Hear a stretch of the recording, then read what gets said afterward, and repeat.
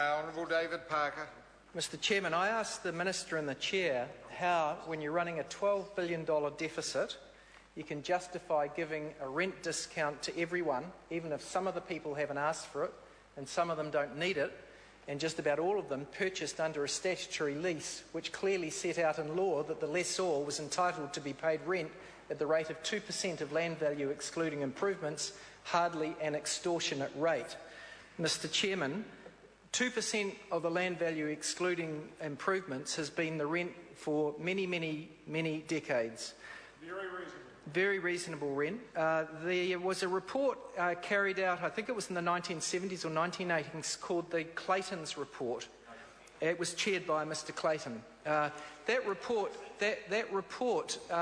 said what was logical. If you give a discount for rents, what you do is you increase the capital value of the property because you decrease the value of the lessor's interest, the Crown's interest, and you increase the value of the lessee's interest. So this changes the balance of the division of value between the lessor and the lessee in favour of the lessee.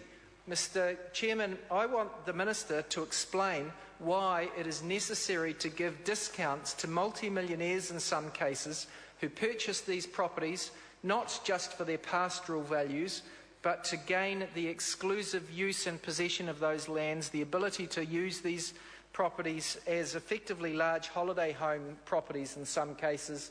Why should those people get a rent discount at the cost of tax? There's no logic behind it. Mr Chairman, where is the justification for that at any time?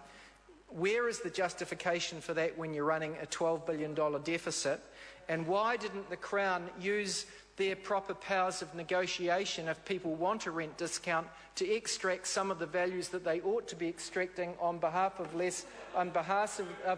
the lessor, where lessees do need a rent discount, because we can see that in some cases these rents are unaffordable for people who are extracting only pastoral values. What could the Minister have extracted? They could say, well, we want to perfect access to some of our landlocked rivers and lakes. It's an outrage that the New Zealanders don't have access to some of their own rivers and lakes because of the landlocked nature could have been fixed through negotiations around rent discounts. What about some of the wilding pines that are marching across the high country? Most farmers are very responsible. Some farmers aren't and refuse to carry out wilding pine control. It's a moot point whether it's necessary under the lease. Why doesn't the Crown, in return for a rent discount, clear that up and make sure the wilding pine work can... What's that? The Crown doesn't do it on all its own land, it does it on some of it. Some of these lessees should be doing that and aren't. Why doesn't the Crown negotiate some other things like some environmental benefits, some retirement of a little part of the land that's not important to the farm? There's lots of things could be done in return for a rent discount.